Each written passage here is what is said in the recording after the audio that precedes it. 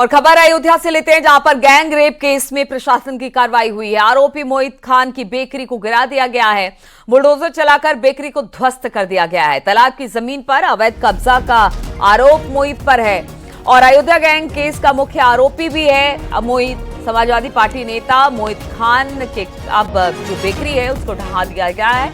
आज सुबह हमने देखा कि किस तरह से बुलडोजर मौके पर पहुंचा था और अब से कुछ देर पहले बेकरी को जमींदोज कर दिया गया।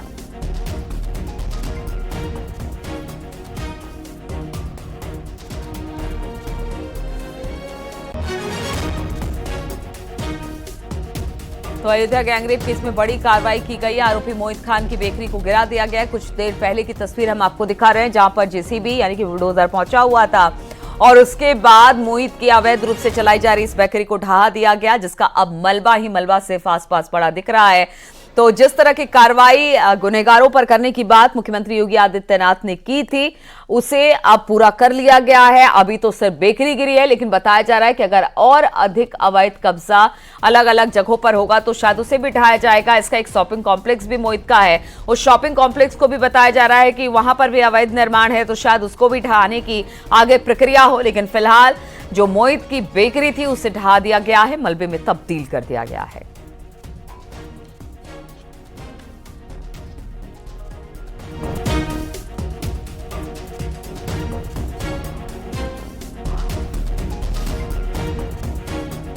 बातचीत करने के लिए केबी शुक्ला इस वक्त हमारे साथ जुड़ गए हैं। केबी, ये जो पूरी कार्रवाई की गई है, क्या पूरी तरह से बेकरी को ध्वस्त कर दिया गया है? अब वहां क्या दिखाई दे रहा है? देखिए, आपको बता दें कि जो गैंग रेप का आरोपी है मोहित खान, उसकी ये बेकरी देखिए किस तरह से जमींदोज कर दी गई है। यहाँ पर केवल मलबा ही मलबा नजर आ रहा है। कभी यहाँ बेकरी हुआ करती थी, लेकिन अब यहाँ आपको मलबा नजर आएगा। तस्वीरों में देखिए, एक साथ देखिए आप किस तरह से यहाँ पर एक बेकरी थी, उस बेकरी को बुलडोजर से जो ढहा दिया गया है, यहाँ पर केवल मलबा है। तो जिस तरह से सीएम योगी ने पीड़ित परिजनों को आश्वासन दिया था कि कठोर कार्रवाई करेंगे, तो मैसेज साफ गया है कि सीएम योगी जो आश्वासन देते हैं वो करते भी हैं। विधानसभा में उन्होंने कहा था कि वो अपराधियों को मिट्टी मिला देंगे, तो आज मोहित खान के गुरूर को मिट्टी मिला दिया गया है। ये तालाब की जमीन थी, तालाब की जमीन पर अवैध तरीके से कब्जा करके बेकरी बनाई गई थी। देखिए, हम आपको दिखा रहे हैं, ये तालाब भी बगल में है। ये वो तालाब है जो सरकारी है और इसी के बगल में एक प्लॉट भी है मोहित खान का। उस प्लॉट पर अवैध प्लॉटिंग कर रखी थी। उस प्लॉटिंग के जरिए देखिए उसकी बाउंड्री वाल वहां बना हुआ था। तो बाउंड्री वाल को भी हम कैमरामैन से को दिखाने प्रयास करें। ये बाउंड्री वाल को भी जो है जमींदोज कर दिया गया है। ये अवैध प्लॉटिंग करके मोहित खान ने यहाँ पर कब्जा कर रखा था।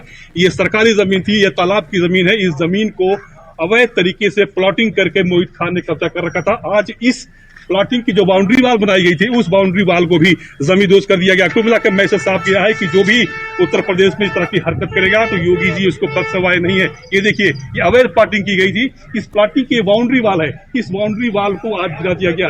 आपको बता दें, इसी प्लॉट से जुड़ा हुआ ये इनका शॉपिंग कॉम्प्लेक्स है। ये मोहित खान का शॉपिंग कॉम्प्लेक्स है। इनको नोटिस दी गई है क्योंकि इसमें पीएनबी बैंक है। बैंक जो है खाली करेगा, उसके बाद इस पे कार्रवाई की जाएगी। अब तक इनको समय दे दिया गया है कि ये कॉम्प्लेक्स को खाली कर दे, क्योंकि बैंक होने के कारण अभी यह खाली नहीं हो सका है। जब बैंक इस कॉम्प्लेक्स को खाली कर देगा, उसके बाद जिला प्रशासन इस पर भी तो क्या केबी ये जो शॉपिंग कॉम्प्लेक्स है इसे पूरी तरह से ढहा दिया जाएगा या फिर कुछ हिस्सा तोड़ा जाएगा? क्या जानकारी से लेकर मिल रही है? देखिए, राजस्व कर्मी उसको जो पैमाइश की है, जो नाप जो की है, शॉपिंग कॉम्प्लेक्स का जो पिछला हिस्सा है वो तालाब की जमीन का है। तो कुल मिला के पूरा कॉम्प्लेक्स नहीं तोड़ा जाएगा। कुछ हिस्सा ऐसे हैं जो यहाँ तोड़ा जाएगा। आपको दिखाते हैं तोड़ा कहाँ तक जाएगा। देखिए, आपको साफ दिखा दें, यहाँ पर नाप जोक हो गई है। ये देखिए पीछे यहाँ पर जो है ये यहाँ पर निशान लगाया गया है कि उस निशान पे लगाया गया है, उस निशान से वहाँ तोड़ दिया जाएगा। कुल मिला के जो पिछला हिस्सा है वो वहाँ से तोड़ा जाएगा। आपको हम साफ चलते हैं, उस लाइन पे हम चलते हैं जहाँ पर निशान लगाया गया है कि कहाँ तक तोड़ा जाना है।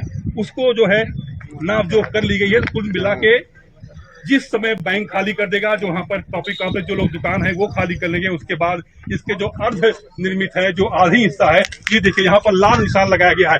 ये लाल निशान देख रही हैं, इसको यहाँ लगा दिया गया है। इसके जो इधर जो हिस्सा है वो तालाब की जमीन का है, उसको गिरा दिया जाएगा।